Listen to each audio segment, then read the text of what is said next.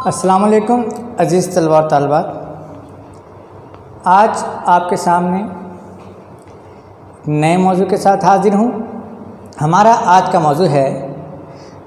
غزل کے اشعار کی تشریح۔ عزیز طلباء اور طالبات، یہ سوال آپ کے پیپر میں سوال نمبر 2 کی حیثیت سے آتا ہے۔ اس سوال کے کل نمبر ہیں 10۔ آپ کو آپ کی شامل نصاب غزلیات میں سے 4 یا 5 منتخب اشعار دیے جائیں گے۔ ان اشعار میں سے آپ کو اپنی پسند کے 2 اشعار کی تشریح کرنا ہوگی۔ ایک شعر 5 نمبر پر مشتمل ہے، جبکہ دوسرا شعر بھی 5 نمبر کے مشتمل ہے۔ 1 نمبر شاعر کا مختصر تعارف اور باقی کے 4 نمبر شعر کی تشریح پہ مشتمل ہیں۔ تو عزیز طلبہ، شعر کی تشریح کرنے سے قبل چند ہدایات کو ملحوظ خاطر رکھنا ہوگا۔ تو آئیے ہم اپنے موضوع کی طرف بڑھتے ہیں۔ ہمارا آج کا موضوع ہے سوال نمبر 2، یعنی اشعار کی تشریح۔ آپ کے پیپر میں دیے گئے اشعار میں سے آپ نے 2 اشعار منتخب کرنے ہیں اور ہر شعر کی تشریح نئے صفحہ سے کرنی ہے۔ آپ نے صفحہ کی پیشانی پر بالکل درمیان میں سوال نمبر 2 جعلی حروف سے لکھنا ہے، مارکر سے واضح کر کے، اور اس کے بعد آپ نے اشعار کی تشریح یہاں پر لکھ دیں، قوسین میں یا نیچے لکھ دیں۔ یہ آپ کا اختیاری ہے، آپشنل ہے، لکھنا چاہیں تو لکھیں، نہیں لکھنا چاہیں تو نہ لکھیں۔ لیکن جہاں آپ نے سوال نمبر 2 لکھا ہے، اس کے بعد 2 سطور چھوڑ کر جو بھی شعر آپ نے منتخب کیا ہے اس شعر کو پورا لکھنا ہے۔ عزیز طلبہ، کچھ طالب علم اس شعر کا نمبر ازیوم کر کے اپنے پاس سے اختراع کر لیتے ہیں، جبکہ پیپر میں کوئی نمبر نہیں دیا گیا ہوتا۔ شعر کا اپنے پاس سے نہیں کرنا، پورا شعر لکھنا ہوتا ہے۔ کچھ بھی دیر نہیں لگتی، تھوڑا سا وقت لگتا ہے اور یہ شعر لکھا جاتا ہے۔ بمشکل آدھا منٹ لگتا ہے اور یہ شعر لکھا جاتا ہے۔ آپ پورا شعر لکھیے، دونوں مصرے جعلی حروف میں مارکر کے ساتھ لکھیے، تاکہ ممتحن کو پتہ چل جائے کہ آپ نے کون سا شعر منتخب کیا ہے۔ شعر سے اوپر بھی آپ نے 2 لائنیں چھوڑی تھیں خالی، شعر کے نیچے بھی آپ نے 2 لائنیں چھوڑنی۔ چونکہ یہ تختہ تحریر ہے، یہاں پر جگہ کم ہوتی ہے، اس لیے ہمیں ذرا اوپر لکھنا پڑتا ہے۔ آپ نے شعر سے اوپر بھی 2 لائنیں خالی چھوڑنی ہیں اور شعر کے نیچے بھی 2 لائنیں خالی چھوڑنی ہوتی ہیں۔ پھر 3 سرخیاں آئیں گی، سرخی الف، سرخی بے،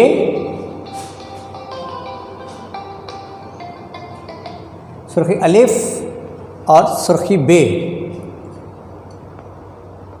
سرخی الف اور سرخی بے میں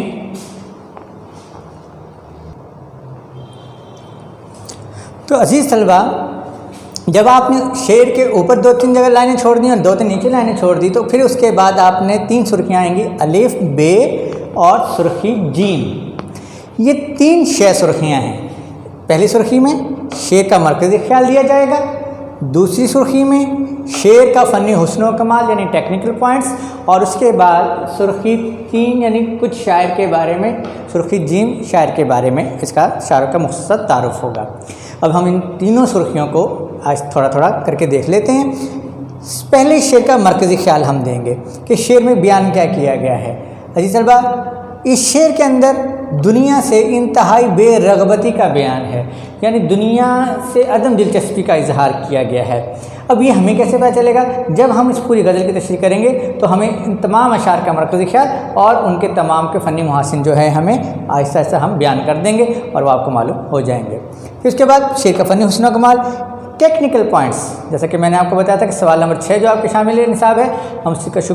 جس کا ذکر ہم نے شروع کے ویڈیوز میں کیا تھا کہ اس میں کیا کچھ ہوتا ہے، مطلع ہے، مقطع ہے، ردیف ہے، قافیہ ہے، تشبیہ ہے، استعارہ ہے۔ یہ آپ جماعت دہم میں بھی اس کی مشق کر چکے ہیں۔ اب ہمیں یہاں پر شعر کے اندر سے بتانا ہوگا کہ اس میں کون سی خاص صنعت یا کون سی خاص شعری اصطلاح استعمال ہوئی ہے، ہمیں اس کا ذکر کرنا ہوگا۔ جیسا کہ یہ شعر اس فن کے اندر غزل کا مطلع ہے، یہ شعر، یہ اس کی ایک فنی حسن و کمال ہے، اور دوسرا اس کے اندر صنعت تکرار لفظی یعنی کون کون استعمال ہوا ہے، یہ ہم نے اس کے اندر واضح کیا۔ اسی طرح سے عزیز طلبہ طالبات ہمیں سرخی جیم کے تحت کچھ شاعر کے بارے میں تعارف دینا ہوتا ہے، یعنی شاعر کا کچھ تعارف دینا ہوتا ہے۔ یہ تعارف آپ چند شکل میں دے سکتے ہیں، ایک پیراگراف کے مختصر پیراگراف کی شکل میں بھی دے سکتے ہیں اور ان پوائنٹس کی شکل میں بھی دے سکتے ہیں۔ پوائنٹس کی شکل میں دینے کا فائدہ یہ ہے کہ یہ ایک ایک لفظ پر مشتمل ہے اور یہ ایک ایک لفظ پر مشتمل ہونے کی وجہ سے جو ہے آسانی سے یاد کیا جا سکتا ہے۔ ٹھیک ہے عزیز طلبہ، اب ہم بڑھتے ہیں اور اس کے بعد ایک اور سرخی ہے، سرخی دال۔ سرخی دال مشتمل ہے آپ کی تشریح،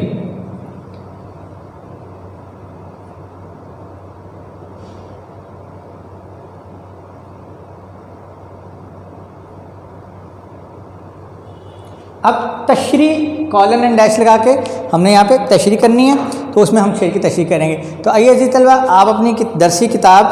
کا صفحہ نمبر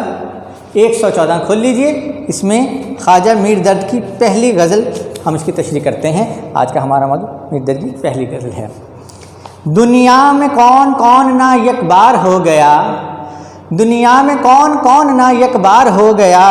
پر منہ پھر اس طرف نہ کیا اس نے جو گیا۔ پھرتی ہے میری خاک صبا در بدر لیے، اے چشمے اشک بار یہ کیا تجھ کو ہو گیا۔ طوفان نوح نے تو ڈبوئی زمیں فقط، طوفان نوح نے تو ڈبوئی زمیں فقط، میں ننگے خلق ساری خدائی ڈبو گیا۔ واعظ کسے ڈراوے ہے یوم حساب سے، واعظ کسے ڈراوے ہے یوم حساب سے، گریا میرا تو نام آئے اعمال دھو گیا۔ پھولے گا اس زبان میں گلزار معرفت، پھولے گا اس زبان میں گلزار معرفت، یا میں زمین شعر میں یہ تخم بو گیا۔ آیا نہ اعتدال پہ ہرگز مزاج دہر، آیا نہ اعتدال پہ ہرگز مزاج دہر، یا میں زمین میں گرچہ گرموں سرد زمانہ سمو گیا۔ اے درد جس کی آنکھ کھلی اس جہان میں، شبنم کی طرح جان کو وہ اپنی رو گیا۔ دنیا میں کون کون نہ یک بار ہو گیا، پر منہ پھر اس طرف نہ کیا اس نے جو گیا۔ عزیز طلبہ، یہ اس غزل کا مطلع ہے، جیسا کہ ہمیں اس کے اندر ہو جو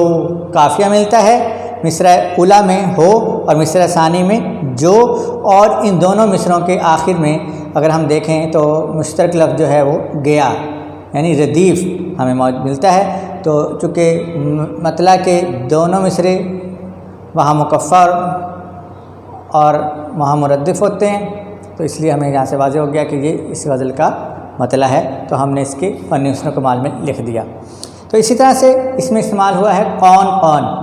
ایک لفظ کو دو بار قریب قریب دہرانا، اس طرح لانا، جیسا کہ آپ کے میر تقی میر کے شعر آپ نے مشہور زمانہ شعر سنا ہے کہ پتا پتا بوٹا بوٹا حال ہمارا جانے ہے، جانے نہ جانے گل ہی نہ جانے باغ تو سارا جانے ہے۔ تو اس میں دنیا آپ نے دیکھا کہ اس شعر کے اندر جو ہے ہمیں کیا کہ یہ ملا کہ یہ مطلع ہے اور اس کے اندر سے سنت تراکار لفظی ہے۔ شاعر اس شعر میں کہتا ہے کہ دنیا میں کون کون نہ یک بار ہو گیا، کون کون نہیں آیا اس دنیا کے اندر، بادشاہ بھی آئے، رعایا بھی آئے، ظالم بھی آئے، مظلوم بھی آئے، صحت مند بھی آئے، بیمار بھی آئے، امیر بھی آئے، غریب بھی آئے، طاقتور بھی آئے، کمزور بھی آئے، مگر ہر ایک کو ایک نہ ایک روز اس دنیا سے رخصت ہو جانا ہے، چلے جانا ہے، اس جہان فانی سے کوچ کر کے اصل دنیا میں جہاں پہ اس کی اصل زندگی ہے، اصل ہماری جو جگہ ہے وہاں پہ چلے جانا ہے۔ اور وہاں جانے کے بعد واپس پر منہ پھر اس طرف نہ کیا، پر منہ پھر اس طرف اس نہ کیا اس نے جو گیا، تو جو یہاں سے چلا گیا اس نے دوبارہ پیچھے مڑ کر نہیں دیکھا، اس نے پیچھے مڑ کر نہیں آنا چاہا۔ بھائی اس دنیا کے اندر رایا تو مصائب کے علام کا شکار تھیں، چلو وہ تو واپس نہ آنے کا ایک ان کے پاس تو ایک جواز ہے، لیکن ایک بادشاہ جس کے اوپر عیش و عشرت تھی، آرام تھا، سکون تھا، وہ بھی یہاں نہیں آ رہا، طاقتور کا یہاں پہ غلبہ تھا، مظلوم تو پس رہا تھا، چلو اس کو اچھا نہیں لگی یہ دنیا کے وہاں پہ بیچتا رہا ہوں، لیکن وہاں سے غالب جو تھا وہ بھی وہاں سے نہیں آنا چاہ رہا، مغلوب تو چلو مانا، غالب بھی نہیں آنا چاہ رہا، صحت مند جس نے اپنی پوری صحت سے انجوائے کیا، پوری دنیا کی نعمتوں کو اس نے محظوظ ہوا ان سے، وہ بھی نہیں آنا چاہ رہا، جبکہ ایک بیمار شخص جو مصیبتوں میں، پریشانیوں میں، دکھ میں، درد میں، مصیبت میں مبتلا تھا، چلو وہ تو نہ آئے۔ یعنی کہ یہ دنیا ایسی جگہ نہیں ہے کہ یہاں پہ کسی کو بھی سکون نہیں، آرام نہیں ہے، خواہ وہ امیر ہو غریب ہو، تعلق کس کا بھی ہو۔ وہ دنیا کی جو اصل رہنے والی جگہ، وہ اتنی اچھی جگہ ہے، وہ اتنی خوبصورت جگہ ہے، وہ اتنی اچھی جگہ ہے کہ وہاں پہ ہر کسی کا دل لے کر دوبارہ اس دنیا کی طرف رخ نہ کرے گا۔ یعنی کہ شاعر نے یہ کہنا چاہا ہے کہ یہ دنیا اتنی اچھی نہیں ہے، دل لگانے کی جگہ نہیں ہے، اصل گھر آخرت کا گھر ہے، ہمیں اس کے لیے تیاری کرنی چاہیے۔ اس کے لیے جو اچھی جگہ جانا چاہتا ہے، جو اس میں زیادہ اچھا مقام پانا چاہتا ہے، جو اچھا مرتبہ پانا چاہتا ہے، اس کو اپنے اعمال کو بھی اسی طرح سے نیک کرنا، اسی طرح سے اعمال نیک کا اس کو جو ہے وہ سبب کرنے ہوں گے، اسباب پیدا کرنے ہوں گے، نیک اعمال کرنے ہوں گے، اپنے نامہ اعمال کو اچھے سے اچھا کرنا ہوگا۔ کہتا ہے پھرتی ہے میری خاک صبا در بدر لیے، خاک پھرتی ہے میری خاک، پھرتی ہے میری خاک صبا در بدر لیے، چشمے اشک بار یہ تجھے کیا ہو گیا۔ خاک سے مراد مٹی ہے، مٹی سے مراد ہم انسان، اور صبا کہتے ہیں سزا ہوا کو صبح کی، یہاں صبا سے مراد ہے زمانہ، یعنی حالات زمانہ۔ کہنے لگا پھرتی ہے میری خاک صبا در بدر لے، در بدر جگہ جگہ، ہر کسی کے دروازے پر۔ ویسے دیکھا جائے نا عزیز طلبہ، اگر ہم بیمار ہیں تو ہم کس کے پاس جاتے ہیں؟ ڈاکٹر کے پاس جاتے ہیں۔ اگر ہمیں امن و امان کا کوئی مسئلہ ہے تو ہم پولیس کے پاس جاتے ہیں، اگر ہمیں کوئی انصاف طلب کرنا ہے تو ہم وکیل کے پاس جاتے ہیں، یعنی کہ ہم جگہ جگہ ہم لوگ اپنا معاملات کو کرتے ہیں۔ کہتے ہیں اے چشمے اشک بار، چشم کہتے ہیں آنکھ کو، اور اشک بار آنسو بہانے والی آنکھ۔ اے چشمے اشک بار یہ کیا تجھ کو ہو گیا، یہ تجھے کو کیا ہو گیا؟ اے چشم، اے آنکھ، تو آنکھ جو پہلے بہاتی تھی، اے چشمے اشک بار یہ کیا تجھ کو ہو گیا، آنسو بہانے والی آنکھ، اب تجھ کو کیا ہو گیا؟ ابھی کیا ہو گیا، یہ ہمیں سمجھنا ہے کہ اس کا کیا مطلب ہے، کیا ہو گیا سے کیا مراد ہے، کیا کہنا چاہتے ہیں خواجہ میردر۔ اصل میں خواجہ میردر کیا کہتے ہیں، ایک وقت تھا کہ جب انسان کے اوپر کوئی مصیبت آتی تھی، مشکل آتی تھی، پریشانی آتی تھی، تو وہ اپنے رب کے سامنے گڑ گڑاتا تھا، روتا تھا، آنسو بہاتا تھا، ٹھیک ہے، اللہ تعالیٰ سے اپنے گناہوں کی معافی طلب کرتا تھا اور اپنے مسائل کے حل کے لیے رجوع کرتا تھا اللہ سے۔ اچھا عزیز طلبہ، یہاں پر ابھی میں اپنی بات کو یہاں روکتا ہوں۔ پہلے یہ بتائیے کہ اگر ہم باہر بیٹھے ہوئے ہیں، صحن میں بیٹھے ہوئے اپنے گھر کے، ہوا چلتی ہے، آندھی آتی ہے، تو مٹی اڑتی ہے، تو ہم کیا کرتے ہیں؟ ہم اس مٹی کو اپنے اوپر آنے سے روکنے کے لیے ہم وہاں پانی کا چھڑکاؤ کر دیتے ہیں۔ جب پانی کا چھڑکاؤ کرتے ہیں اس سے کیا ہوتا ہے؟ مٹی دب جاتی ہے، جم جاتی ہے۔ تو بس اسی طرح سے اسی چیز کو خواجہ میردر نے بہت ہی پیارے انداز میں بیان کرتے ہوئے کہا ہے کہ پھرتی ہے میری خاک صبا در بدر لیے، اے چشمے اشک بار، اے چشمے اشک بار یہ کیا تجھ کو ہو گیا۔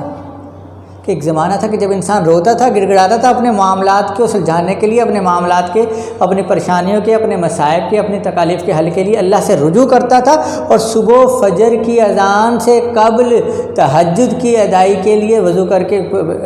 تیار ہو جاتا تھا، 2 رکعت نماز تہجد ادا کرتا تھا، اور رو کر گڑ گڑا کر اللہ تبارک تعالیٰ سے اپنے معافی مانگتا تھا اپنے گناہوں کی۔ یہ آنسو بہتے تھے، بہہ کے اس کے اوپر آ کرتے، اس کی داڑھی کو تر کر دیتے تھے، اس کے گالوں پر بہتے تھے، اس کے جسم پر بہتے تھے، اور یہ آنسوں کی وجہ سے جو خاک اور مٹی کا پتلا انسان ہے، یہ مٹی وہاں پہ جم جایا کرتی تھی۔ جب مٹی جم جایا کرتی تھی تو اس کا مطلب ہے وہ اللہ کے سامنے یہ کہتے تھے کہ اے میرے رب، ہم تیرے سامنے آ گئے ہیں، ہم تیرے سامنے جم گئے ہیں، اور جب تک تو ہمارے گناہوں کی تلافی نہ کر دے گا، ہمارے گناہوں کو معاف نہ فرما دے گا، جب تک ہم جو ہے بالکل بھی تیرے آگے سے ہٹیں گے نہیں۔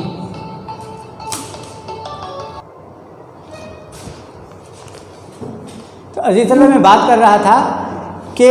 جب انسان کہتا تھا کہ میں مٹی کا انسان، جب انسان بھی مٹی کا ہے نا، مٹی کا بنا ہوا پتلا ہے، اور جب آنسو بہاتی ہیں، آنسو جو مٹی پہ آتی ہے جسم کے اوپر، تو انسان جم جاتا ہے۔ جب جم جاتا ہے، یہ مٹی جم جاتی ہے اللہ کے سامنے، تو پھر اللہ کے گڑ گڑا کے اللہ تعالیٰ سے اپنے مطالبات منوا ہی لیتا ہے انسان۔ اللہ تبارک تعالیٰ اپنا رحم، اپنا فضل، اپنا کرم ضرور کر دیتا ہے شخص کے اوپر، جو شخص اللہ تعالیٰ سے گڑ گڑا کر معافی مانگے اپنے گناہوں کی، اور اپنے تمام مسائل، اپنے تمام مصائب، اپنی تمام مشکلات کا حل جو اللہ سے طلب کرتا ہے، تو اللہ تبارک تعالیٰ ایسے بندے سے بہت خوش ہوتا ہے اور اس کے مسائل مصیبتیں حل کر دیتا ہے۔ مگر آج جب انسان اپنے آپ کو ترقی کی بہت ساری منازل طے کر چکا، اور اب انسان نے اللہ کی طرف رجوع معاذ اللہ کم کر دی ہے، اللہ کی طرف کم اس کا رجحان ہو گیا رجحان، اور اب وہ جناب وہ دنیاوی اسباب کے اوپر زیادہ تکیہ کرنا لگ گیا ہے، اپنے مسائل کے لیے مصائب کے لیے جب دنیا کی طرف جانے لگ گیا اور اللہ سے رجوع نہیں کرنے کم کر دیا ہے، تو انسان جگہ جگہ پہ در بدر ٹھوکریں کھا رہا ہے۔ کبھی بیماری کی شکل میں ہسپتالوں میں ڈاکٹروں کے در پہ پڑا ہوا ہے، جب پیسے کی ضرورت ہوتی ہے تو بینکوں میں اور لارڈس کو اور جناب بنیوں کے اور جناب قرض دینے والوں کے در پر پڑا ہوا ہے، تو پھر انصاف کے لیے جو جناب ججوں کے دروازے کھٹکھٹا رہا ہے، لیکن نہیں کھٹکھٹا رہا تو اپنے رب کا دروازہ نہیں کھٹکھٹا رہا۔ اب یعنی کہ اے چشمے اشکبار ہے، وہ آنکھیں بہانے والے آنسو، کہ کیا تجھ کو ہو گیا، کہ تجھے کیا ہو گیا ہے کہ تو اب کیوں نہیں آنسو بہاتی؟ یہی کہہ رہے ہیں مرزا غالب انسان سے کہ اب آنسو کیوں نہیں آنکھ سے نکلتے، کیونکہ انسان اب پتھر دل ہو گیا ہے، سخت دل ہو گیا ہے۔ انسان کی یہ انتہائی سنگ دلی کا بیان ہے، شرک کا مرکزی خیال کیا بنے کا کہ انسان کی انتہائی سنگ دلی کا بیان ہے کہ انسان جو ہے توجہ نہیں دے رہا اللہ کی طرف،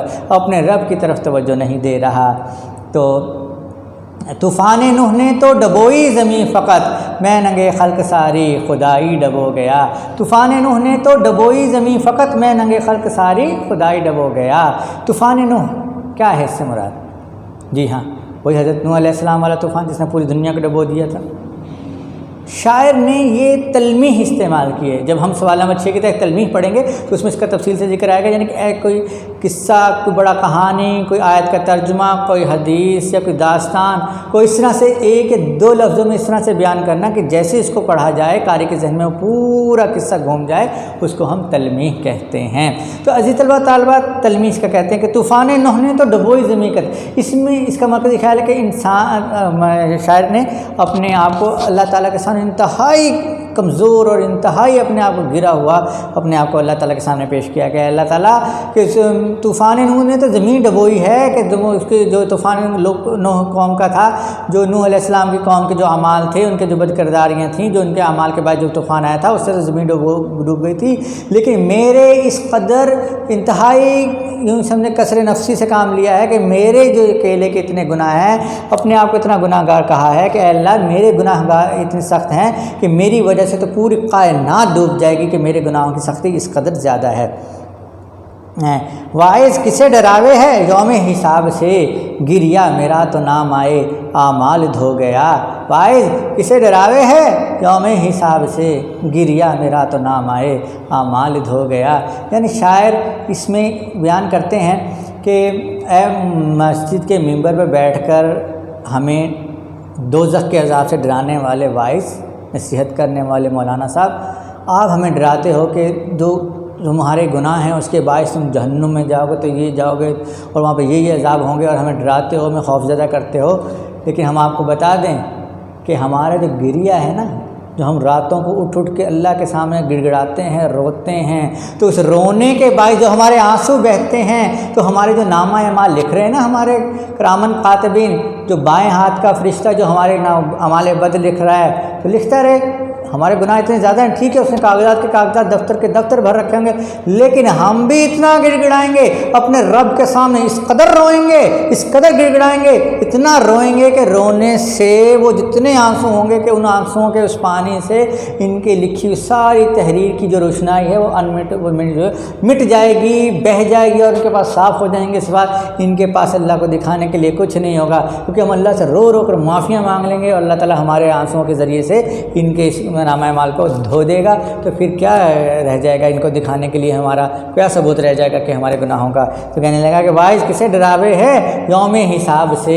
گریا میرا تو نام آئے اعمال دھو گیا۔ اسی طرح سے چاہے کہتا ہے پھولے گا اس زبان میں گلزار معرفت، یا میں زمین شعر میں یہ تخم بو گیا۔ مرزا یہاں پر خواجہ میر درد نے اس سمت اشارہ کیا ہے، اصل میں اس کو صنعت تعلی بھی کہا جاتا ہے، کہ جس میں شاعر اپنی تعریف خود کرتا ہے، یعنی کہ اس نے کہا کہ اس زمانے میں چونکہ ابھی شاعری کو بس محبوب کے قصوں تک محدود کیا ہوا تھا، تو جب میر تقی میر نے دیکھا کہ مشاعروں کے اندر ایک بہت بڑی عوام کی تعداد آ کر جمع ہوتی ہے اور ان سے محسوس ہوتی ہے، تو اس زمانے میں انہوں نے کہا کہ کیوں نہ میں تصوف کے موضوعات کو بھی شاعری میں لا کر ان کو بھی لوگوں کو اصلاح معاشرہ کی طرف لے کے جاؤں۔ تو انہوں نے کہا کہ میں نے جو ہے پہلی دفعہ انہوں نے شاعری کے اندر جو ہے تصوف کے موضوعات کو بھی استعمال کرنا شروع کیا۔ تو انہوں نے کہا کہ میں نے جو اس کا آغاز کر دیا ہے، اب آنے والے شعراء کرام اس کو بڑھاتے چلے جائیں گے، بیج میں نے بو دیا ہے، اس کی فصل جو ہے دوسرے لوگ تیار کر دیں گے، یعنی میں نے آغاز کر دیا ہے، اب آہستہ آہستہ اس کے معاملات کو، تصوف کے معاملات پھیلتے چلے جائیں گے۔ آیا نہ اعتدال پہ ہرگز مزاج دہر، مزاج دہر زمانے کا مزاج، زمانے کی سوچ، زمانے کی فکر، میں گرچہ گرم و سرد زمانہ سمو گیا۔ شاعر کہتا ہے کہ میں نے اپنی شاعری کے ذریعے سے، اپنی شاعری میں دنیا کو اچھے اور برے کے معاملات سمجھانے کی پوری طرح کوشش کر دی ہے۔ اپنی شاعری کے ذریعے لوگوں کو کیا اچھائی ہے، کیا برائی ہے، کیا نیکی ہے، کیا بدی ہے، ہر طرح سے آسان میں بھی، سہل انداز میں بھی میں نے بچوں کو سب کو بتا دیا ہے۔ لیکن اس کے باوجود جو میں دیکھتا ہوں کہ لوگ جو ہیں وہ برائی کی طرف ہی مائل ہیں، نیکی کی طرف نہیں آ رہے ہیں، اللہ کی طرف ان کا رخ جو ہے وہ تھوڑا کم ہے، اور وہ بس اپنے گناہوں میں، اپنے معاملات زندگی میں، اپنے دنیاوی معاملات کے اندر اس قدر آگے بڑھتے چلے جا رہے ہیں کہ ان کو اللہ کی طرف جھکنے کا، اللہ کی طرف آنے کا یارہ نہیں ہے، خیال نہیں ہے، ان کے پاس وقت نہیں ہے، حالانکہ میں نے تمام باتوں کو کھول کر ان کو بیان کر دیا ہے، وضاحت کر دی ہے۔ تو اس طرح سے عزیز طلباء و طالبات، آپ نے اشعار کی تشریح کرنی ہے۔ حوالے کا کوئی شعر آپ اگر لکھنا چاہیں تو ہر شعر کے آخر میں لکھ دیجیے گا۔ بس اب آپ کو کرنا کیا ہے، آپ نے سب سے پہلے یہاں پر سوال نمبر 2 لکھنا ہے، اشعار کی تشریح کا حوالہ دینا ہے، شعر کے لیے اوپر 2 لائنیں چھوڑنی ہیں، پھر نیچے 2 لائنیں چھوڑنی، شعر لکھا، شعر لکھنے کے بعد آپ نے سرخی الف، یہاں پہ 2 لائنوں کے بعد لکھنا ہے سرخی الف، یہ آپ کی شہ سرخی ہے، اس کے اندر پھر آپ نے لکھنا ہے مجھ سے شعر کا مرکزی خیال، پھر بے سرخی، شعر کا فنی حسن و کمال یعنی اس کے ٹیکنیکل پوائنٹس، اس کے اندر آپ نے لکھ دینا ہے شعر کے جو بھی آپ کے اندر ہو مرکزی خیال یا پوائنٹس اس کے اندر دیجیے گا۔ پھر جیم کچھ شاعر کے بارے میں، شاعر کے جو ہے آپ نے مختصر تعارف لکھنا ہے 6 سے 7 پوائنٹس کی شکل میں، اور اس کے بعد سرخی دال، اس کی ہر ایک میں 2 لائنیں آپ چھوڑتے جائیے گا، صفحے میں یہ تقریباً دوسرے صفحے پر آ جائے گا، پھر تشریح لکھیے گا 2 لائنیں چھوڑ کر یہاں پہ، پھر تشریح کے آگے آپ وضاحت کر دیجیے گا، اور آخر میں آپ اگر چاہیں تو ایک شعر لکھ دیجیے گا جو ایک مماثلت رکھتا ہو، لیکن اس کے ساتھ مماثل شعر یہ سرخی ہرگز نہ لکھیے گا۔ بس شعر لکھنا چاہیں تو آپ جلی حروف میں 2 لائنیں چھوڑ کے تشریح کے نیچے آپ شعر لکھ سکتے ہیں۔ اس کی تمام تحریری شکل میں انیس حسین کوچنگ سینٹر کے جو اردو کے نوٹس ہیں آپ وہ لے لیجئے، اس میں آپ کو یہ نمونے تمام اشعار کے تمام اشعار کے وہ اس میں آپ کو تحریری شکل میں بھی مل جائیں گے۔ عزیز طلباء و طالبات، اس حوالے سے، اس غزل کے حوالے سے خواجہ میر درد کی کوئی سوال ہو، کوئی شعر کی تشریح پوچھنا مقصود ہو تو آپ بلا جھجک دیے گئے نمبر پر رابطہ کر کے ہم سے معلوم کر سکتے ہیں۔ ہم بلا جھجک